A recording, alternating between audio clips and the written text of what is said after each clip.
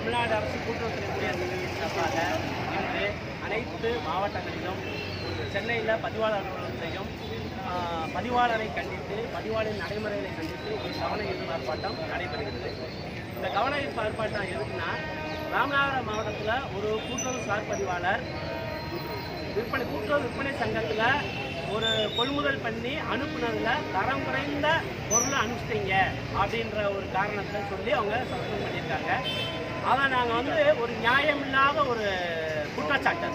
ஏன்னா ஒரு விவசாயிகளிடமிருந்து உண்மையான விவசாயிகளிடம் நல்லா தெரிஞ்சுக்கங்க, உண்மையான விவசாயிகள் பெறப்பட்ட மிளகா வத்தல் 12 டன்னு கொள்முதல் பண்ணி தமிழகத்தில் அனைத்து மாவட்டமும் அனுப்பிச்சிருக்கோம். அதில் வெறும் 100 கிலோவில் நேராப்பில் ஒரு 4 வத்தல் சோடையாக இருக்குன்னு சொல்லிட்டு எந்த ஒரு காரணம் சொல்லாமல் அவர்கிட்ட விளக்கமும் கேட்காம கண்டிச்சு அந்த அம்மா எடுத்து எங்க விட்டேன்னு டக்குன்னு சஸ்பெண்ட் பண்ணி விட்டாங்க. நாங்கள் சொன்ன பிறகு நீங்கள் செஞ்சது தப்பு, அந்த மிளகாவத்தை அங்கிருந்து வந்துச்சா அப்படின்னு சொல்லி கேட்டால் அதுக்கடுத்து ஆதாரத்தை தேடுறாங்க. சஸ்பெண்ட் பண்ணுறதுக்கான வேலையை எப்படின்னா திரும்ப அப்புறமேல நடவடிக்கை எடுக்கிறது பின்னாடி தேடிட்டு இருக்காங்க. இது மாதிரி துறையில் சிறிதும் புரிதல் இல்லை. அவங்க புதுசாக வந்திருக்காங்க, புரிஞ்சுக்கிறது லேட் ஆகும். ஆனால் கூடுதல் பதிவாளர், இணை பதிவாளர்கள், துணை பதிவாளர்கள் எல்லாருமே இருக்காங்க. அவங்ககிட்ட ஆலோசனை கேட்டுக்கலாம். கேட்காம தன்னிச்சையாக நான் சொல்கிறதே சட்டம், நான் சொல்கிறதே கேட்கணும், மீட்டிங்கில் உரிமையில பேசுகிறாங்க. அதோட உங்களால் வேட்டி ஆடிடுவேன்னு சொல்கிறாங்க. இதெல்லாம் எவ்வளோ பெரிய அபத்தமான வார்த்தை. யார் இவங்களுக்கு இப்படி ஒரு வார்த்தையில் வேட்டையாடிடுவேன்னு சொல்கிறது இவங்களுக்கு என்ன அதிகாரம் இருக்குது? வேலை செய்யறதே எல்லாரும் வந்திருக்கோம், வேலை செய்கிறோம். பயிர்க்கடன் தள்ளுபடியில் முழுமையாக குளறுபடி, ஒரே வேலையை 3 வட்டம் செய்ய சொல்கிறது. எந்த வேலை கொடுத்தாலும் திரும்ப தப்பாக சொல்கிறது, புள்ளி வார்த்தை தப்பாக கேட்குறது.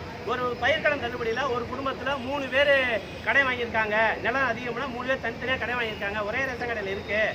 அதுக்கு விளக்கம் எப்படி யாரை தகுதியுள்ள பட்டியலில் எடுத்துக்கலாம் அப்படின்னு விளக்கம் கேட்டால் நீங்கள் படித்து தானே வேலைக்கு வந்துருக்கீங்க, இது கூட உங்களுக்கு தெரியாதா அப்படின்னு சொல்லி பேசுகிறாங்க. அப்போ கீழே இருக்க நிலையில் நாங்களாம் முடிவெடுக்கக்கூடாது, நீங்கள் தலைமையில் இருக்கீங்க, நீங்கள் முடிவெடுத்து சொல்லுங்க நான் கேட்குறோம். அதை அவங்க புரிஞ்சுக்கல. அவங்களுக்கு பதில் தெரிஞ்சா தெரியலான்னு தெரியல. அதுக்கு இப்படி மறுப்பு சொல்லி யாரும் கேள்வி வைக்காம இப்படி ஒவ்வொரு விஷயம் இவங்க பதவியேற்று இப்போ 2 மாதத்துக்கு மேலே ஆச்சு. பதவி உயர் பட்டியல் எப்பயுமே நாங்களுக்கு ஜூன் மாதம் ரிலீஸ் பண்ணிடுவாங்க. இன்ன வரைக்கும் ரிலீஸ் பண்ணல. எல்லா பட்டியலும் வாங்கி வச்சுட்டு கடப்பில் போட்டு வச்சுருக்காங்க. எதுக்காண்டி பதவி உயர் பட்டியல்? நம்மளே வாழ்க்கையில் 10 வருஷம் 15 வருஷம் கழிச்சு ஒரு இன்கிரிமெண்ட், ஒரு பதவி உயர்வு, அதை இவங்க கொடுக்க மாட்டாங்க, மறுக்கிறாங்க. அவசியம் என்ன? இதுக்கு முதல்ல அந்த பதிவாளர் எல்லாத்தையும் அவர் ஒரு வாரம் இருந்தாலும் பண்ணி விட்டு போயிருப்பார் எல்லாத்தையுமே.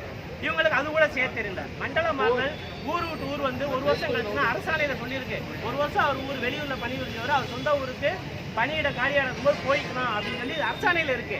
அதை செயல்படுத்துறதுக்கு இவங்க செய்ய மாட்டாங்க. கேட்டால் நாங்கள் பணி மாறுதல் கொள்கை பாலிசி ரெடி பண்ணிக்கிட்டு இருக்கோம், அது வரைக்கும் நீங்கள் பொறுத்துங்க.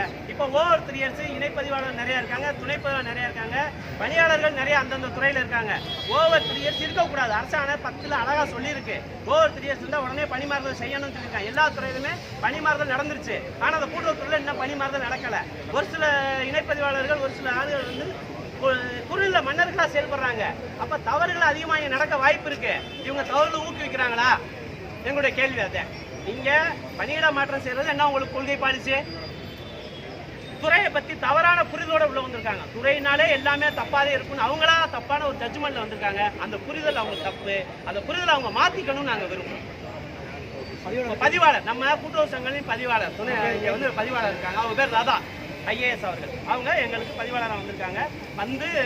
அவங்க வந்த ஒரே வேலை குளறுபடியான ஒரு பயிர்க்கடன் திட்டம். நைட்டும் போனோம், பொம்பளை பிள்ளைகளை பாதிச்சாம வரைக்கும் வேலை வாங்கி அழுத்தம் கொடுத்து நிறைய பேர் மன அழுத்தத்தில் கிடக்காங்க. அந்த வேலை செஞ்சுருக்காங்க, சிறப்பான வேலை செஞ்சுருக்காங்க.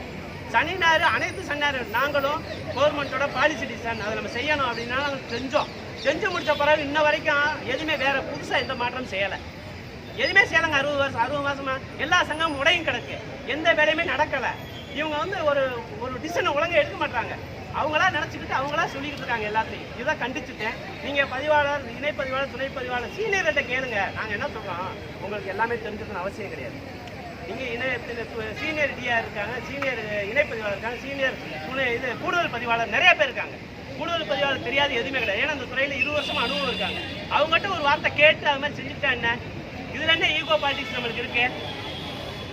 ஏங்க IASனா கேட்டுதாங்க. இதுக்கு முதல்ல அப்படி எதுவுமே செய்யலாங்க. நல்லா துறையின் முன்னேற்ற பாதையை கொண்டு போனாரு. இப்போ துறை முடங்கும் நிலையில் நிற்கிது. நாங்கள் நிறுவனத்தை பாதுகாக்கிறதுல நிற்கிறதா, ஊழியர்களை பாதுகாக்கிறதுல நிற்கிறதா, எந்த வழியில நாங்கள் போகிறோம்? அப்போ ஏதாவது வழியில் அமைச்சர் கவனத்தை நாங்கள் ஈர்க்க வேண்டியிருக்கு. அந்த அடிப்படையில் இன்னைக்கு வந்து மாநிலம் முழுவதும் 38 மாவட்டத்திலுமே கவன ஈர்ப்பு ஆர்ப்பாட்டம், அமைச்சரின் கவனத்தை ஈர்க்க, துறையில் உள்ள இந்த மாதிரி நடைமுறைகளை மாற்ற வேண்டும் அப்படின்னு சொல்லி அமைச்சரின் கவனத்தை ஈர்ப்பதற்கான இந்த ஆர்ப்பாட்டம். எங்க கூட்டுறவுத்துறையிலேருந்தே நிறைய IAS போயிருக்காங்க, ப்ரொமோஷனில் போயிருக்காங்க. அவங்களையே திருப்பி துறை கொண்டு வந்தா இன்னும் அந்த துறை மேலும் மேலும் சிறப்படையும். அவங்களுக்கு இந்த விஷயம் நல்லா தெரியும். தெரியாத ஒரு ஆளை கொண்டு வந்து வச்சுக்கிட்டு அவங்களுக்கு புரியுறதுக்கு 6 மாசம் ஆகும். அது வரைக்கும் இந்த துறை முடக்கமா இருக்கும், தப்பா செய்வாங்க. அதாவது உதாரணத்துக்கு எல்லாமே ERCல செய்யுங்கன்றாங்க. ERCS ஒரு சாஃப்ட்வேர், சாஃப்ட்வேர் டவுன் ஆயிடுச்சு. உடனே கையில ERP சாஃப்ட்வேர் டவுன் ஆயிடுச்சு. உடனே கையில நோட்டை தூக்கி போடு, ERPல தான் இது பண்ணணும்னு சொல்லி சொன்னது இவங்க தான் உத்தரவு போட்டாங்க. நோட் வச்சுன்னா நடவடிக்கை எடுப்பேன்னு சொன்னவங்க திருப்பி ERP டவுன் ஆனது உடனே நோட்ல எழுதுன்றாங்க. திருப்பி ERP சரியானது நோட்டை விட்டு உடனே இங்கே வாங்குறாங்க. ஒரு தெளிவான ஒரு இதே இல்லைங்க. எல்லா இடத்துலையும் பணியாளர் ரொம்ப பாதிக்கிறாங்க. இந்த அடிப்படையில் அதை கண்டிச்சு இந்த கவன ஈர்ப்பு நடந்துகிட்டு இருக்கு. நான் வந்து மாநில பொதுச் செயலாளர் R. நவநீதகிருஷ்ணன், தமிழ்நாடு அரசு கூட்டுறவுத்துறை ஊழியர் சங்கத்தில் மாநில பொதுச்செயலாளர். அடுத்த கட்ட நடவடிக்கை இப்போ நாளைக்கு அவங்க வந்து சந்திக்க வரோம். சந்திக்கும் போது எங்களுக்கு கரெக்டான அந்த கூட்டுறவு சார்பதியோட பணியாணையை ரத்து பண்ணி கொடுக்கணும். நாங்கள் இந்த மாதிரி கூட்டுறவு நிறுவனங்களை செயல்பட வைக்கணும். முனையும் கிடக்கிற பணிமாறுதல் பதவிகள்லாம் எடுத்து ரிலீஸ் பண்ணி கொடுக்கணும். அப்படிங்கிற கோரிக்கை அவங்க செஞ்சு கொடுக்கலைன்னா மாநிலம் தழுவிய ஆர்ப்பாட்டம், அடுத்த கட்ட நடவடிக்கை நாங்கள் நிர்வாகிகள் பேசி உடனே அறிவிப்போம் அப்படின்னு இந்த தெரிவிப்போம்.